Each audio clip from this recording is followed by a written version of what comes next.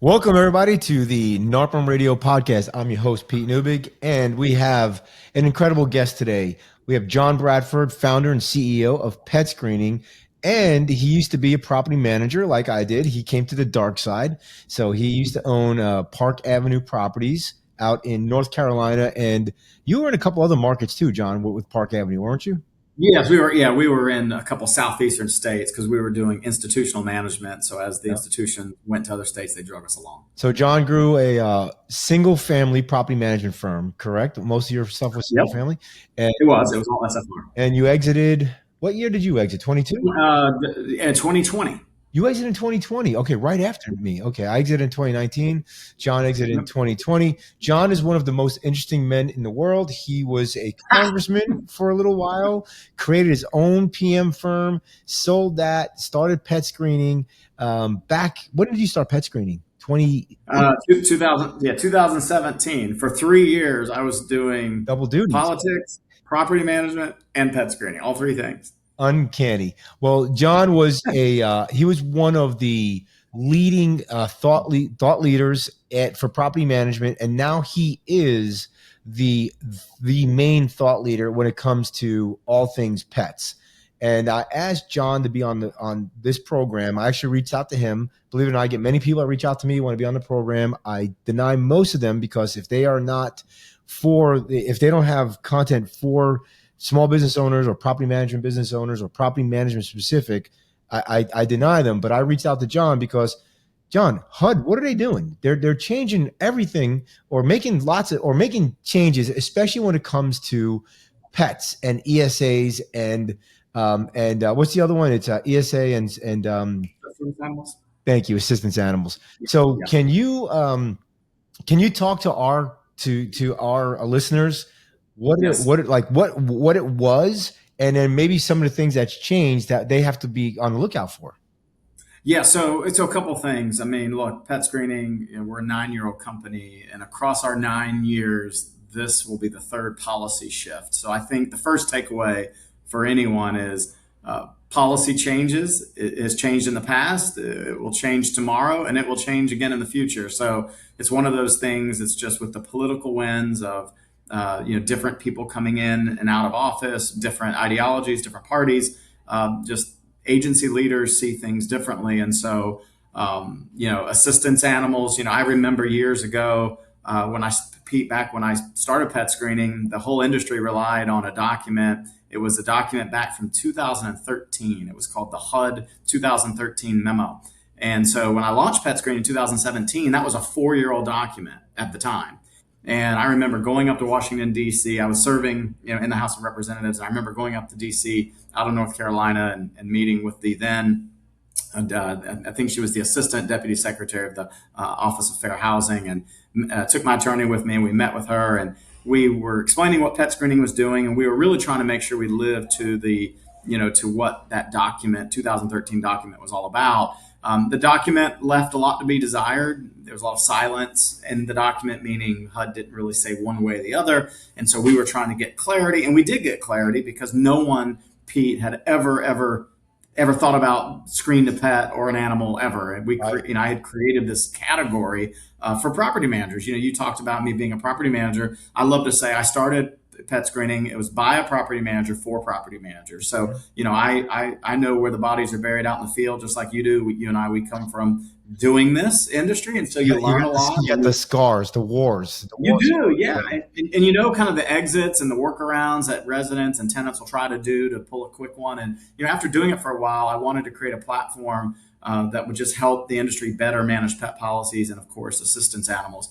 And so when we left that office back in 2000, and I think we were visiting her in probably 2019. So I launched in 17. This was fast forward 19. So now this 2013 document was sitting here for 6 years, still in play. Well, in 2020, a new document came out. And pet screening had influence on that document. HUD, in fact, thanked us. And so some of the rules changed. So that was yet a new policy shift. And so we've been living under that document. Then in 2024, I think it's, make sure me was right, 2024 or 2025, excuse me, the Loper versus Bright ruling came out from Supreme Court, and the Chevron doctrine was rescinded. And the Chevron doctrine talked about giving agencies deference in the sense that agency, whatever rule or guidelines and rules that agency had, so the court would interpret those as being lawful. And so when the Chevron doctrine was overturned, it then said, okay, we're going to now rely on a doctrine back from, you ready for this, 1944. We're talking like a 70-year-old doctrine, and it's called the Skidmore Doctrine, and it talks about agency persuasion. So now the courts are using agency persuasion, and what that really means in layman's terms, Pete, for all the small business owners that are listening, is there was a time when the courts relied on guidance from all the agencies, HUD and ADA and Department of Transportation. You pick a federal agency, whatever their guidelines were, the courts were interpreting those as those guidelines being basically the rule of law. Well, when the Chevron doctrine got rescinded, it basically, the courts were saying, no, Congress and the Senate make laws, agencies give guidance, that's it. And guidance are not the same thing as laws. So then it meant persuasion. So now, how does an agency persuade the courts and how they interpret rules? And so now we're kind of living in this persuasion thing under the Skidmore. So then, just not too long ago, about, I'd say October of last year, 2025, the 2020 document that I told you we had, PetScreening had a little bit of influence on, that document got rescinded. And now we're sitting in 2026, and just on a couple months ago, I know we're sitting here in August, but a couple months ago, back in, it was May 22nd, it was the Friday before Labor Day weekend, or excuse me, Memorial Day weekend. Labor Day's in September, so Memorial Day weekend. The New York Times leaked an article, the New York Times wrote an article leaking some information regarding an internal document that HUD had released to all the directors of HUD. And what it talks about, what that document talked about at the time, was that the agency, that the Fair Housing Agency under new administration, the Trump administration, was now looking at ESAs differently. ESAs have largely been untrained animals, but what this document was directing the directors of HUD is that any complaints that were outstanding that had to do with ESAs, it was telling all the regional directors to forward those to the mothership, we'll call it, in Washington, D.C., to the deputy secretary to handle these, and that the way they were going to handle these complaints is ESAs, they were only going to consider complaints where an ESA was trained.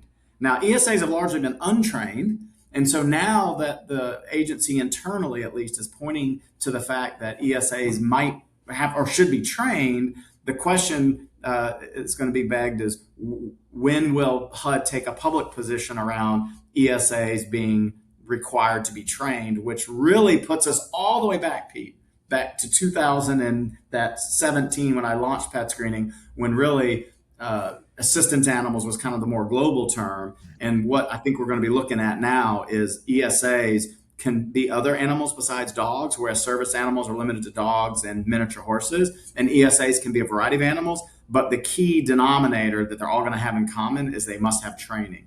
So that's a big pivot. It's a big shift because so many of these ESAs have largely been untrained animals. So the important takeaway is it's not public guidance yet. There's some rulemaking going on.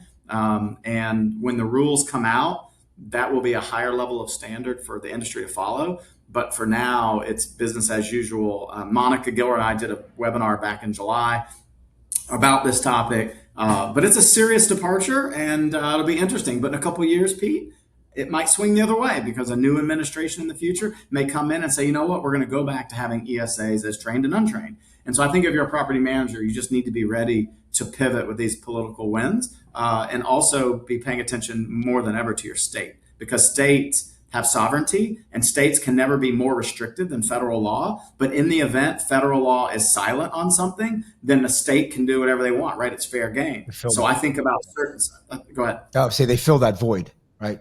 Well, they did. And I think about certain states like Florida, which has a law on the books that says that you must have a therapeutic relationship established, within our state. That becomes more important if the federal law no longer recognizes ESAs, if you will. So, and then you have states like California, of course, that in statute recognize ESAs as being trained or untrained. So, if the federal law says ESAs need only be trained, then California, who has a law that says they can be trained or untrained, would be the governing factor. So, the beauty is, beauty is all in the eye of the beholder. But if you're a property manager and you're multi-jurisdictional and you're in multiple states, you need to know how each state is handling these issues, because you could have one state like California where ESAs are going to be trained and untrained. But if you got your foot over in Texas, feel pretty confident is going to say whatever the federal guidelines are, we're going to follow. And therefore, ESAs would, if in fact they come out publicly after the rulemaking and say ESAs have to be trained, then Texas would take that position. And property managers just have to know when to apply the law. Now, of course, at PetScreening, we do that for all our clients, and we have tons of multi-jurisdictional clients, so they don't have to worry about this. But if you're doing it on your own, you just need to be aware. And even cities like Austin could come out with its own ordinance that could be different than the state of Texas. Or a city like Denver could come out something different than the state of Colorado. Or a city like Charlotte, where I live, could be different than the state of North Carolina. And ordinances have their own weight. So maybe an ordinance, a lot of these larger cities are having fair housing groups, and they're passing fair housing ordinances. So it really does, I think, shine a spotlight on regulatory changes happen all the time. And it does show the difference between municipal, state, and federal, and how one changing can have a downstream effects on everybody else. So what's the rule of thumb? Like if federal says one thing, but then the state says another, do you follow you're saying follow the state law? Or okay, great question. I'm glad you asked it. States cannot be more restrictive than federal law. So federal law can set a set of standards, but a state could not come in. I mean, I'm trying to think of something that is, all right, let's just say it's the other way around. Let's say states say they need to be trained, but then the Fed says that an ESA needs to be trained. Let's just say it has that, and then your state says they don't need to be trained. You need That's to, right. You need to go with the federal law on that, and need to be trained. All right, yeah. So in that example, that would be a state relaxing a standard, because the federal saying they must be trained, and then a state comes along and says, well, we don't care if they're trained or untrained in our state. They have the right to relax a standard. So in that instance, you would follow the state law, because the state law would usurp the federal law, because the federal law says trained only is what we recognize. And then the state says, well, we recognize trained only also, but we also recognize untrained, and that's our state law. So they're relaxing the standard. So therefore, and that'd be a great example of California. So if the federal government has a guideline, and let's say that guideline is the ESA must be trained, but my state says it does not have to be trained, I can follow the relaxed guideline from the state. Yeah, that's what you need to do. It's not that you get a choice, because if you don't follow the relaxed standard in your state, then you'll be in violation of state law, because the state would say you're being too restrictive because you're following federal law, and our state, our law is you must follow ours, which in your example, Pete, is trained and untrained. So you'd be violating law on the untrained part if you still followed the federal law. Got it. Okay. Now, if it goes the other way around and the Fed says they can be untrained, but then the state says they have to be trained, you're saying the state's not allowed to do that. They can relax the guideline, but they cannot add to the guideline. That's right. Got it. Correct. They can't be more restrictive, because that would be an example of making it harder. Restrictive. Right. Have we seen where states don't realize this and they have more restrictive guidelines? I'm not going to say in animals, but just in general. Yeah, we have. So like the state of Florida talks a lot about you must see a healthcare provider in the state of Florida. That is more restrictive than the federal standard, because the federal standard doesn't say it has to be in a specific state. Think about military personnel who are transferring one state to the other. So largely we've been advised by HUD that if a state is more restrictive, the best thing to do is follow the federal. Because remember, you can follow state law and not realize that you're violating federal law, and then you end up in a federal district court being sued over federal law. If you follow the federal law, and in this example, a state's more restrictive, you won't get sued but in the state because you're following in this version it would look like the federal one's more relaxed when really that's not the case at all. It's just the state was more restrictive. But the point is, you wouldn't get sued by a state by following federal in this example because the federal is lesser than the state in the example that we're using here. Yeah, and a lot of these guidelines, they're left for interpretation as well, and Yes. that's the biggest challenge. So, Right. if I'm a property manager, in Texas or Louisiana or wherever, and I'm not sure what the state guidelines are, can they reach out? Can they get on the pet screening website, or can they reach out to you guys to find out? Yeah, they can reach out to them. I mean, they can reach out to me. I mean, obviously, we're not a law firm. We obviously Right, but you do you regular keep things. up with But all yeah, the we guidelines. can guide them. Yeah, we can absolutely guide them. I'm John JOHN at PetScreening.com. Pretty straightforward. We had the ruling in Louisiana. There was a ruling where Henderson versus Five Star Property Management, where a federal court said that property manager could in fact charge ESA fees, but that was a very narrowly tailored for Louisiana only. We've had lots of people ask if they can charge ESA fees, and I would not go running and charging ESA fees quite yet. Of course, as the federal government unpacks, as HUD unpacks, trained versus untrained, there's probably a time coming near us real soon where you may be able to. I use the word may because I don't know what state someone lives in. But if your state doesn't express otherwise, you might be able to charge for untrained ESAs at some point. But we got to wait for the rulemaking to finish and for those rules to come out. So take me through an ESA and a definition from 2017 to 2026, because it's changed a couple of times, right? Like, for Yeah, it's example, changed. I mean, legally, an ESA could be almost any animal or any. it used to be before 2020, but in 2020 it came out and said that it had to be like domestic animals. So like I remember before 2020, back we'll pick on 2017 when I launched PetScreen, there were snakes everywhere. I mean, snakes. When the guidance came out in 2020, it was January 28th was the date, by the way. I remember it. It said no reptiles except turtles. That was the one that made the cuts, turtles. And so it was amazing the number of snakes that went away on January 29th of 2020. It's amazing what a set of guidance will do. So that was a big change. I remember the big case. I think it was United Airlines when the lady brought, what was it, like a chicken on or Peacock a peacock on the tried to put it. plane. Yeah, tried to get it on the plane. Yeah, and And it said it was an emotional support animal. Yeah, and the airline industry, Pete, operates under the Air Carrier Access Act. It's the ACAA, which is governed by the Department of Transportation because you're moving people around. Of course, even though they have an assistance animal issue, they largely operate under a completely different agency than where you and I have experience. We're under HUD and then the Fair Housing Act because it has to do with housing. So and then the third one is the ADA, Americans with Disability Act. That's for public accommodation. So that really governs, like if you went out to Walmart tonight, that's a public accommodation. Anyone is welcome to walk Yeah, into these Walmart. these fools are bringing all sorts of It's animals just for ESAs into the Walmarts or into any kind of retail shop.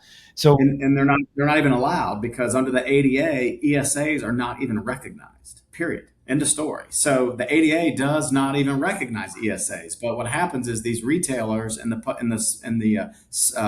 public accommodation space, the frontline workers are confused. They don't want to tackle that. They do have literally signs posted on the doors where I've seen it at Publix. Service animal, no pets allowed, only service animals. But people will still buy an ESA vest and try and slap it on their dog and take it in. And even though the vest says ESA, it would be well within a retailer's rights to stop someone and say, hey, your vest says the ESA, emotional support animals are not allowed along with pets in this retail establishment. It's service animals only. You need to remove your dog. But the number of retail establishments that have staff that know how to handle that are probably next to none. And so therefore, it just kind of goes on and now, happens. Also, who wants to deal with crazy? You're crazy enough to slap on an ESA vest, bring a peacock into an airplane or a Walmart.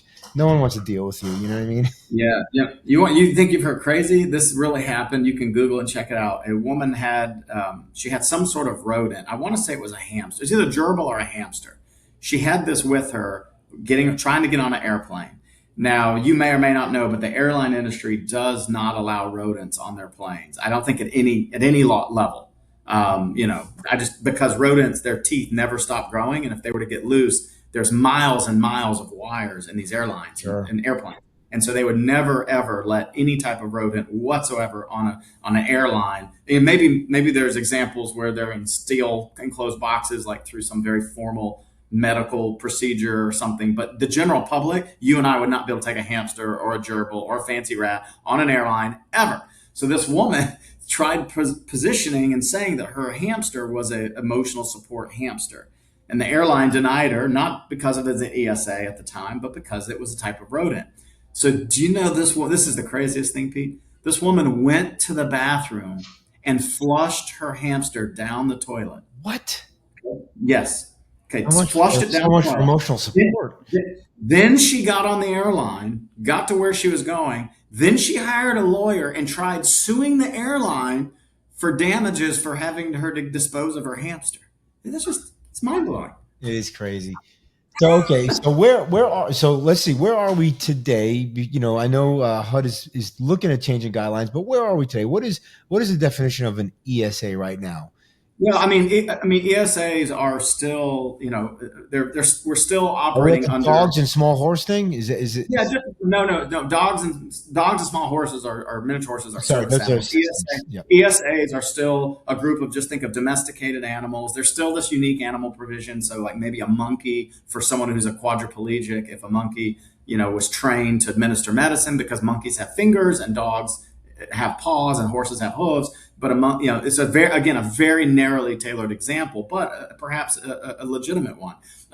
But where we are today is, until the rulemaking is released, the ESAs can still be trained or untrained. There is obviously internal guidance in that the agency, for complaint reasons, is looking at trained animal cases only. I just think there's a lot of other case law that's out there, a lot of other fair housing advocacy groups that are using precedents. So I would not be running around and only accepting trained ESAs at the moment until this new rulemaking Got it. process is finished. So, I hate to say business as usual. I would just say we have a peek under the hood as to what is probably coming, and so preparing for that. And pet screening is very much involved and engaged, as we Yep. ever have been. We broke the story to the industry. It was a holiday weekend, and I'm out on a Saturday doing a video letting the industry know this article broke from the New York Times, and then we were on the phone confirming with our resources within HUD that the document that had been leaked was in fact authentic. Because I was just curious, was this document, even though it was an internal document, is it even legitimate, or did someone make it up? And it is in fact a legitimate document, and the agency published that internal document on their website for everyone to see. They were never really trying to hide it, I don't believe. It was just an internal document that got leaked. Yep. So So if I was a betting man, I would think that the trained ESA is going to come down the pipeline at some point. it feels that way, and that means like psychiatric type dogs that have some sort of training. The real question is, it's these online mill providers. I worry that the mill providers are going to quickly pivot and say, oh, you can have an ESA training. Here's a training module that you can buy for an extra $59 and Yep. train your dog on your own, and it'll be approved. And so, we have to look out for. Capitalism is alive and well, and these mill companies who are not credible whatsoever, they're already starting to pivot. I'm already seeing ads on Facebook where they're talking about, did you know your ESA can be trained? They're already adjusting. It's unbelievable. Yep. So I remember back in the day, you had to have like a certificate for your ESA, and there was widespread fraud of you could just buy these certificates online. Then we got wise to as the property managers, and we kind of fought that. Then they were hiring like a psychiatrist, or whatever, to have one session. A psychiatrist would give them a certificate for an ESA. Then we kind of fought that. What's the big fight that pet screening is fighting right now with ESAs? Well, it's just really the credible providers, like who truly. Look, you and I are having this podcast, and we're thousands of miles apart. So telehealth, I mean, COVID proved that telehealth is real. I mean, you really can see a healthcare provider and get a legitimate diagnosis. So it's trying to separate the legitimate, credible healthcare providers who are truly diagnosing their patients for a need for an animal versus those that are just formulaic in nature. They're just having some therapist or psychologist or somebody getting some answers, never having an interaction, a true patient knowledge, personal knowledge, patient knowledge. And it's just trying to separate the good actors from the bad actors and the healthcare providers. And that's really the fight we've been fighting for quite some time. And really trying to make sure that the agency understands that if you make these rules changes, it's not hard for some of these groups to go quickly try and change the way they do business to meet those standards. So how do we make sure that those groups that were not credible in the past can't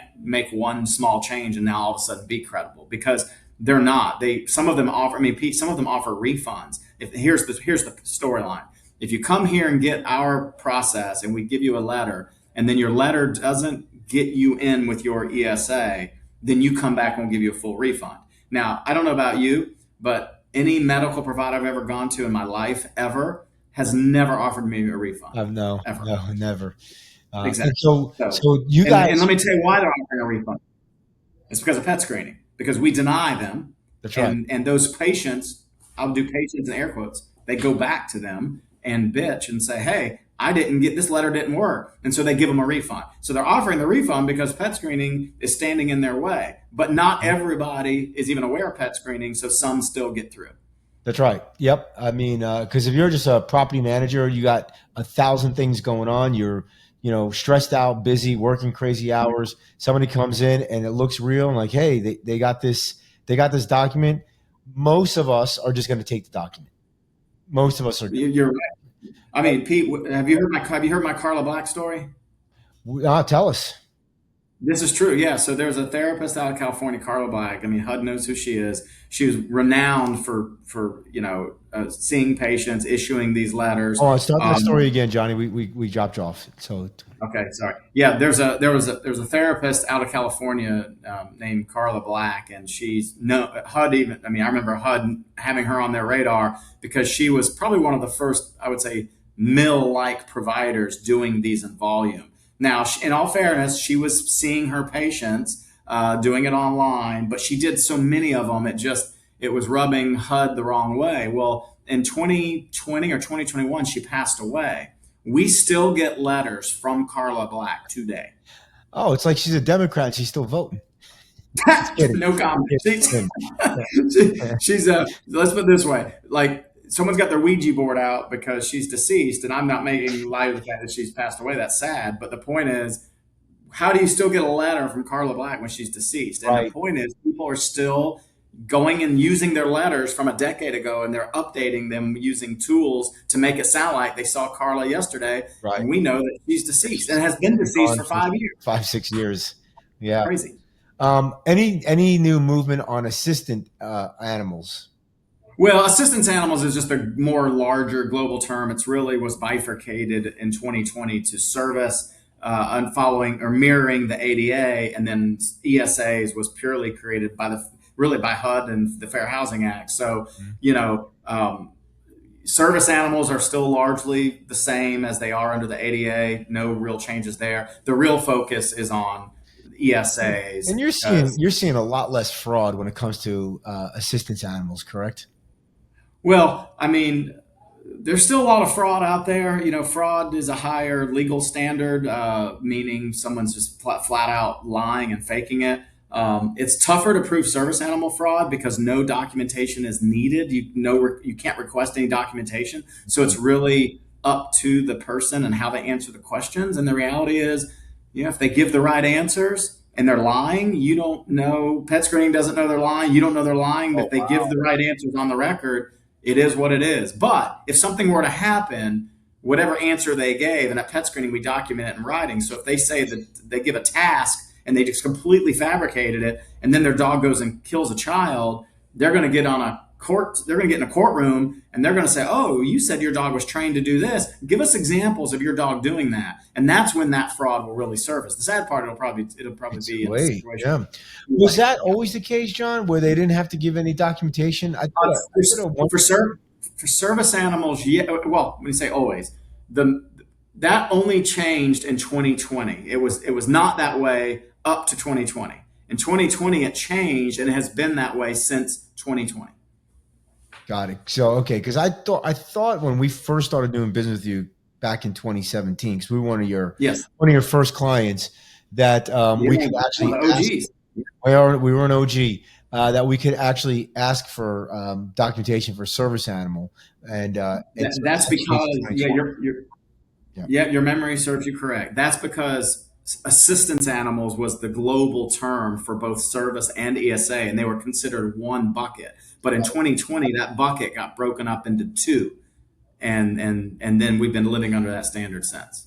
got it. Okay, so Yeah, interesting. So I bet you now there's actually more potential fraud, but we don't even know on the assistance animals than on the ESA, because the ESA they have to show documentation that's and right. And service animals, they don't they have to. don't have to. Yes. Really With that, interesting. they don't have to. Just think about going to a Walmart tonight with your service animal. It's not like Walmart can say, "Give me your proof." It's really literally your Right. word. They can ask you two It's actually questions. illegal for them to. It's illegal for us to ask them for proof. Well, you cannot ask for You know, documentation, yep. but you can ask the two questions, and there's a two question set, and how they respond to that question is very meaningful. And at pet screening, we capture that in writing, and then we evaluate it. Our legal team evaluates it. So, I mean, they can give a perfect answer, and there's nothing anyone can really do about it. But at least that perfect answer is on the record. So, in the event that dog went and did something And if egregious, they would have to defend this answer they gave. and if they give a wrong answer, you can deny. Yeah, well, and a lot of people give a wrong answer because they're so confused what they don't know what they have either. They'll say they have a Right. service animal, and then they'll say my service animal gives me emotional support. They don't even know. They don't know. All this Yep. just because they don't want to pay the pet fees. You know what? Sadly, in a lot of instances, it are bad. There are bad actors who are trying to do just what you described. But there are people who do need these animals. But everyone in the industry would agree they're not the problem. It's the bad actors. Yeah, and it's always funny though to see the high percentage of people that need these animals. Like I didn't realize 80% of people who have a pet need it for emotional support. Like it just seems like a real high percentage. So I'm glad Well, we have pet screening and some of the good guys helping us on the fight against fraudulent pets. Um, is like we're wrapping up here. So Johnny, is there yes. one thing that you could tell folks what they can do to help them in their fight against fraudulent pets? Well, I think, look, first of all, I really love to take the position always that, not everybody's nefarious, not everyone's trying to break the rules, That's and right. just show a little kindness. And I think if you're consistent in how you approach this, of course, at Pet Screening, we're very consistent. So if you're using Pet Screening, you're in really, really good shape. If you're going about this on your own, I wouldn't go in rolling your eyes or being like, oh my God, this stuff is fake, because that predetermined bias can really bite you in the behind. If you're on the record on Facebook forums making fun of these people, that stuff, believe it or not, can come back and haunt you. I think you just take every single request individually, you apply the guidance, and if it meets the standard, it meets the standard. If it doesn't, you politely tell them it doesn't, and you explain why, and then you have this interactive process. And that's all I can tell people is like, don't judge a book by its cover, because you don't really know what someone's going through. Mental health. There are people that really do need these animals, but there also are bad actors. We can all recognize that. So, but what you don't want to do is assume someone's a bad actor when they're a good actor, because that's where it could get you in trouble. And plus, there are secret shoppers out there. There are fair housing folks that will come and test you, and they will push your buttons. They will try to get you to entice you to say something mean, or they've done this a long time to kind of hit the right notes to see if you'll go, oh, this is just complete crap, and then you're recorded. So just be calm, be standardized, be consistent. If you don't know, say you don't know, and go get some help. Pet screening, if you're using us, we'll help you every single time. Have a policy and stick to the policy. That's Train the exactly team. right. And Yep. I think not taking animals is probably not taking pets is probably not the solution to this, because even if you say no pets, if somebody says they have an ESA or an assistance, you have to take that Yep. animal. And Right. we If also it meets, know that what's the latest stats on people who rent now that have a pet? well, so there are more there are more pets in U.S. households than kids under 18. 70% of U.S. households have pets, Mhm. but not all 70% surface themselves in the world of housing. So it's around 40-ish percent pop up in housing, right? We know there's more, but a lot of people still, believe it or not, hide their pets or don't disclose them. And so, but it's in the 40% range. And here's the great thing about pet screening. So if you're not using pet screening, and I would highly recommend that you do, Thank you. there's no charge for pet Free. It's screening. free to long term property managers. Anybody long term. No. So anyone that's in the SFR business, doing long term management. Tip long term in this definition is leases over 30 days. It's completely free because the applicant pays for the screening process, and that's only if they're a pet. If they're an assistance animal, they pay nothing. We're not allowed to charge them, and we don't. We don't charge the property manager, nor do we charge the Which is individual. just as much work, if not more work, for the pet. Oh, it's all the work. It's a ton of Yeah. work. It's a lot of work, absolutely. But we just absorb that as a part of our service. It's why 1 out of every 7 rentals in the country trust pet screening. I mean, the U.S. military is using us.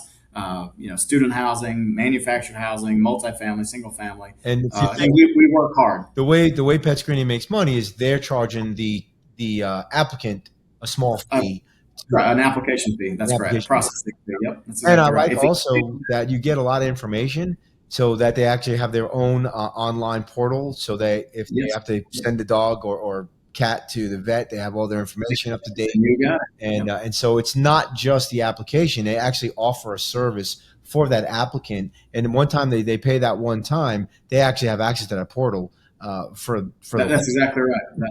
That's right. And we know people will apply 5 different rental homes, especially on the market. They'll apply 5 different property managers. They only pay pet screening once, and they can share it with all 5. So they're not, unlike a human application fee. They Yep. pay over and over and over. At pet screening, they pay once for their dog or cat for a 1 year period, because that's typically how long the lease is. And then they can share it 1,000 times if they want to. And then every year that they're still a resident or a tenant for you, we re-screen them to make sure it's the same dog. That dog's still vaccinated. That dog didn't go bite anybody. And then, so it's a once-a-year fee while they're a resident or a tenant, but it keeps the property managers out of trouble, because most property managers, myself included, once we move someone in with a dog, they may have been there 4 years. I never asked another question about the dog again, and shame on me. Because how do I know that was the same dog? How do I know they didn't go get a puppy? How did I know that dog didn't go bite someone at the dog park? How did I know that dog was vaccinated? So Right. pet screening is always visiting those issue sets for our clients.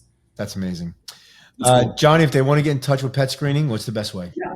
John, John at petscreening.com. I'm hands-on CEO. Like I said, I'm a property manager, professional property manager, built it for you, for people just like us, Pete. And then, of course, you can go to petscreening.com and check us out as well. Amazing. Thanks, buddy. Thanks All for right. being here. Appreciate you as always. Thank you. Yeah.